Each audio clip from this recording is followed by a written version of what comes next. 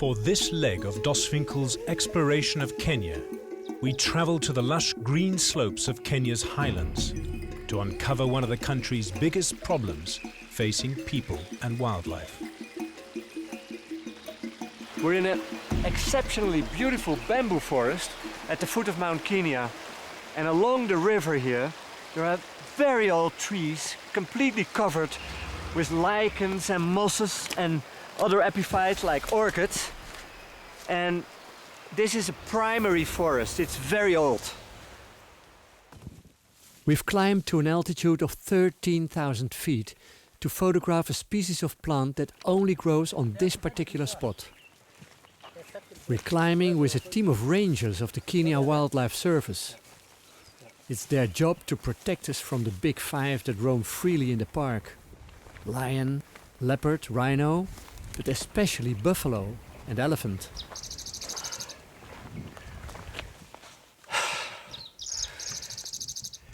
This is about 13,000 feet, approximately 4,000 meters. This is the most wonderful landscape you can imagine. And it changes the higher we get. It starts with the bamboo forest and then very old trees. And then we had the moorland. And then like here with the grassland. It's getting colder also and getting heavier and heavier to climb because of the lack of oxygen. But it's incredibly beautiful. At just over 17,000 feet, this is Africa's second highest peak. It's also the most important water catchment area in this largely arid country. In fact, the lives of 3 million people depend on the continued health of the forests on these slopes. Just over 100 years ago, this mountain was barely known to the outside world. Stories of snow on the equator were ridiculed. But to the Kikuyu, who have lived in its shadow for more than 400 years, its summit is the home to Ngai, or God the Creator. The first people to settle here were known as the Ndorobo. They called the mountain Dowinyo Egeri, or Spotted Mountain.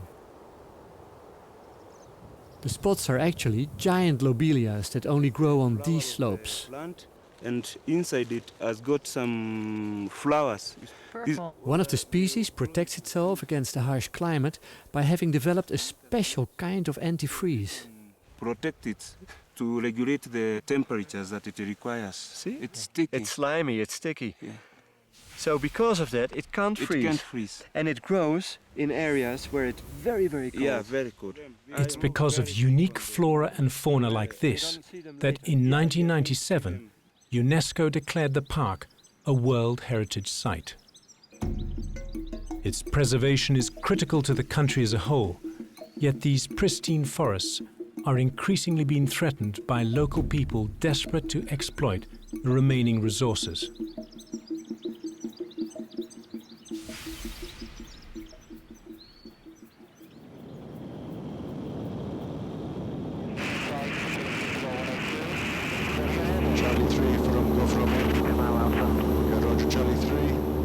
Bongo Woodley is at the center of this battle.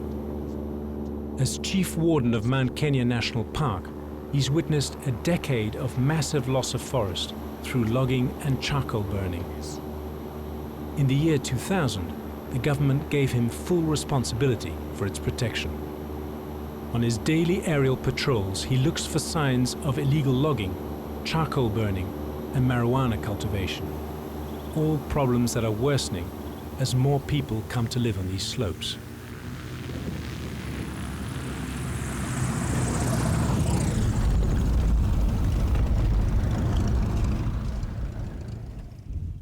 Good morning. Morning. You're Bongo. I'm Bongo. I'm Dos. Dos, pleased to meet you. Nice meeting you. Good. How was your flight? Oh, it was okay. Yeah, Yeah? it's fairly calm because it's fairly early still. That is good. So what's your main function actually here? Well, I'm the senior officer in charge of Mount Kenya National Park and National Reserve. And yeah, I have a couple hundred people working for me. This place here is the National Park headquarters where the bulk of them are. This is the sort of administrative centre of management. Yeah. So And then and, with the subhead. So and your main task is. security is my biggest priority. Yeah. Everything is secondary to security, including tourism. You have enough people to do all this? Never enough. There's never enough vehicles, never enough money, never enough people. But I mean, that's the age-old story, isn't it? And you have to protect it against. Got to protect it against people who want to cut the trees for timber, Yeah. people who want to turn trees into charcoal, people who want to sort of move in and put farms in there, and of course, not to forget the wildlife poachers, snaring, hunting with dog packs. You know, there's just so much pressure on this resource. Incredible. Yep. Before doing anything else, Bongo is keen to show me some of the more disturbing results of that pressure on the park. Since the Kenya Wildlife Service received additional funding specifically to combat poaching, arrests have gone up dramatically, resulting in the recovery of an astonishing number of tusks, skins and traps. During one raid, the rangers found the skins of 10 fully grown leopard. The implications are startling. As each animal occupies a territory of 10 to 15 square kilometers, it means that more than 100 square kilometers of forest are now without these magnificent animals, who play such a vital role in this complex ecosystem.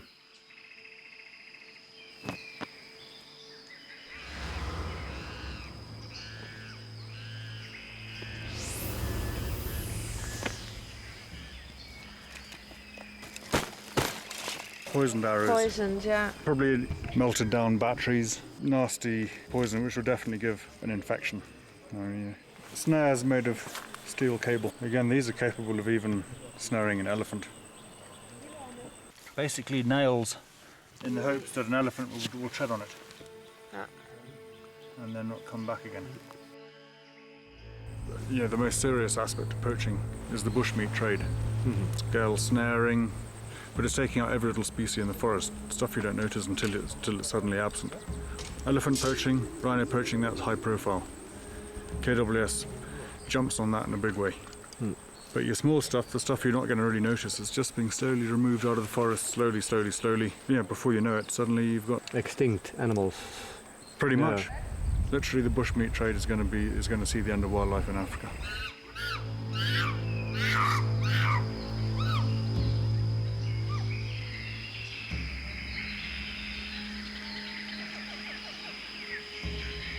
But not all killings occur for fur and meat. As farms spread up the mountain, encroaching on the territory of elephant and other wild animals, conflicts between wildlife and people are on the increase. Do the elephants eat the potatoes? They like it. They like it. Inakuja kwa shamba, anakuja tu anakanyaga hivyo. So they get it out with their feet, I understand, and then they, with the trunk, they pick it up. They eat everything. Cabbages, sugarcanes. So this cabbage was not touched by the elephants. Yeah. And when they touch, they start growing like this. Yes. Yeah, but for them, this is paradise. Yeah. If you were an elephant, you would do the same. So what is your solution? The solution is only to make electrical fence. It's the only which can help us. I agree. Yeah. Then everybody would be happy. So that's the solution, eh? Yeah. So, money. Money. And you see their footprints here, and here, and there. Yeah. Bongo is guiding us through this dense bamboo forest to show us the main reason for protecting this mountain: water. This river is one of the many rivers flowing from Mount Kenya, originating in the glaciers and wetlands up the mountain. As far as Kenyan people are concerned, the rivers that flow from this mountain and the other 4 mountains of Kenya are literally essential for their survival. If they cut the forest down, fine, the rivers will flow, but only when it rains. And then you're going to have rivers flowing in spate or not at all, because there's nothing to hold the water back. This forest it acts as a sponge. This captures moisture, this captures rainfall. It makes the rivers flow. Walking through this jungle is not without danger, as it is home to buffalo and elephant. Suddenly we hear the sound of trumpeting. We hardly dare breathe.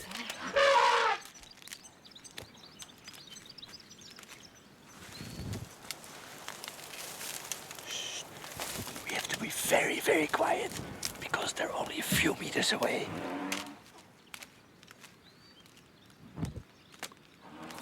The wind, thank God, is away from us, so they can't smell us. Among the group are 2 baby elephants, which makes the situation even more dangerous.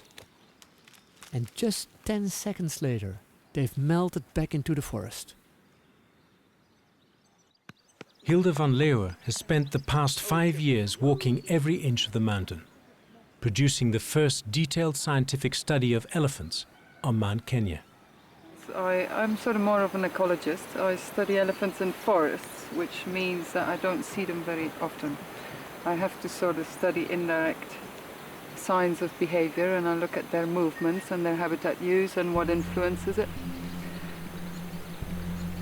Elephants' distribution is very much determined both by geographical features and by people. One speaks of a resident population of around 2,000 elephants. The mountain would be sustainable for elephants if they had the entire habitat, because we're speaking of like 1.2 per square kilometer, which is sustainable. But of course, if you reduce the habitat by 50%, it's not so sustainable.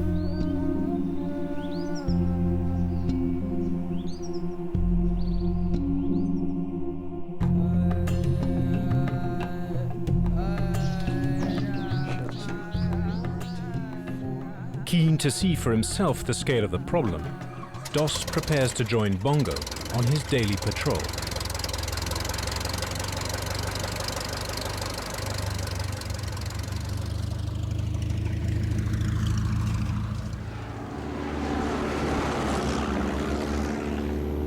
Coming into view, you've got areas of land within the forest reserve where farmers are allowed to plant crops in amongst tree seedlings.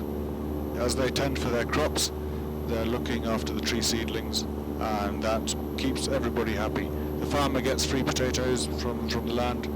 The forest department get free labour from the farmer. After about 3 years, the people move along to the next plot. Beneath us, just gone underneath our wing now, was a pine plantation. A lot of charcoal kilns there, and you can possibly see, yeah, there's some smoke. There's a charcoal kiln being set up there. The whole place is just being turned into charcoal, and it's not charcoal for their own use. This is basically for commercial purposes. Yeah, what we're hoping to do now is send in some rangers and arrest some of these people. Charlie 3 from Gofromeo. Chini ndege sasa iko na makaa inatengenezwa na watu. To tackle the poaching and charcoal burning, Bongo's rangers have a shoot-to-kill policy when confronted with aggression. 4 teams of rangers are on constant standby, patrolling the area, always ready for action. I know from personal experience from walking in the forest, when we came across loggers can be very hostile. And even when they know they're doing something illegal, and they're poor also, so they don't have a lot of money and they don't want to get caught. You get loggers who will actually go as far as attack you with a chainsaw, despite the fact you have a gun in your hand. So it was an obvious thing to actually hand it over to the KWS. Actually, since KWS took over, I say there's a lot of improvement, but the logging hasn't completely finished, but it has reduced a lot.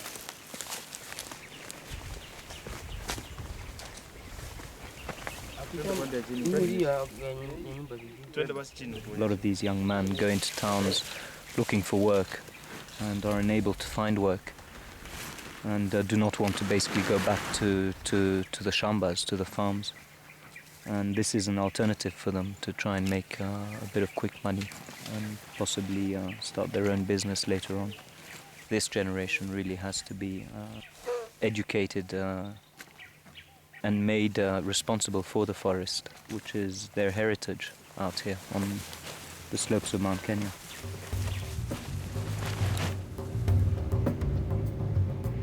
In the meantime, Femke visits Edward Mutitu. As Bongo's right-hand man, he has forged vital links between the Kenya Wildlife Service and the local communities. I'm sure you can just see this tree. This is the red cedar. And this tree is extinct right now. I hope you can understand what I'm trying to say. I understand you completely. Yeah, we are expecting to have these seedlings planted in the forest. To strengthen the bond with the surrounding communities, Mutitu has set up a tree nursery, which provides saplings for free to farmers.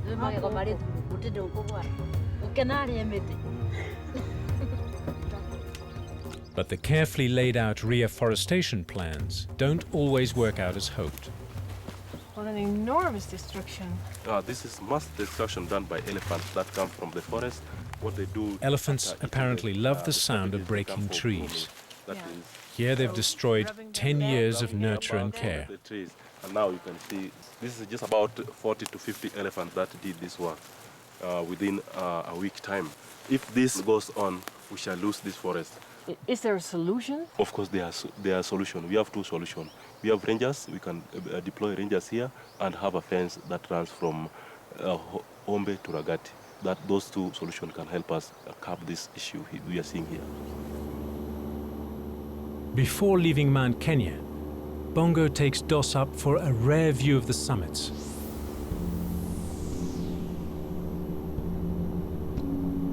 The air here is paper thin, temperatures well below zero. And for a moment, they come face to face with the full raw grandeur of what the Kikuyu call the Mountain of Brightness.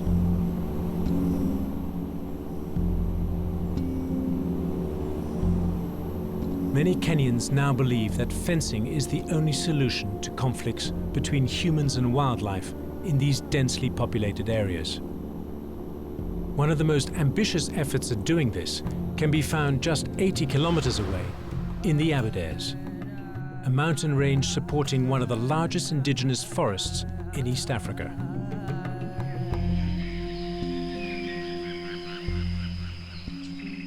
Like Mount Kenya, the slopes carry a profusion of wildlife and over 1 million farmers who depend on its rich soils and rainfall.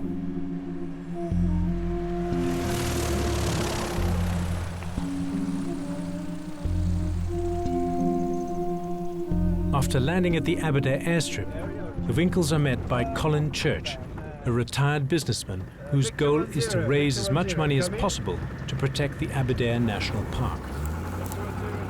The conflict between humans and wildlife is being tackled here in a very straightforward manner, by putting up an impermeable barrier between them.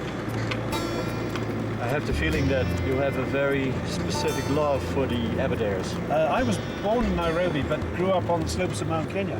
So I'm a mountain man by birth. Morning, Dan.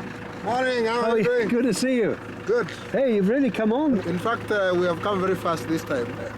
Can I say we've got 10 more kilometers to complete the third phase? This section? Yeah, this section. Fantastic. Sounds very good. By now, 160 kilometers of fence has been completed, already making it the longest conservation fence in East Africa. With progress continuing at the rate of around 1.5 kilometers per week, it'll be another 2 years before the full 320 kilometers are complete. So it's not that heavy, huh? What kind of material is it? Yeah, this is made of plastics. In fact, made from the normal waste plastics. All used, so it's recycled? All used plastics recycled. That's good. And most of it is found in the flower farms. You know, what has been used to cover the flowers. And the waste material is what is used to produce this. We still have about 160 to do. 160 to go. After this phase. Okay then, that's a lot. Yeah. Yeah, sort of. Press that red button.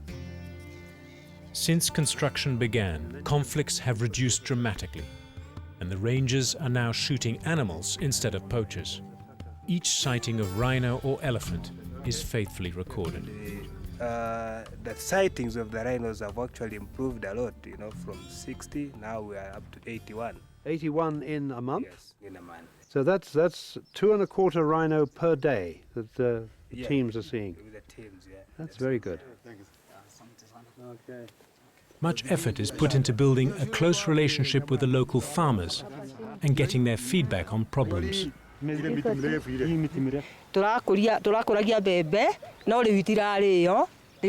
She's basically told you that before the fence was built, they had a big problem with lions and elephants coming in, lions destroying their livestock and killing the animals. But since the fence was put up, all this has stopped.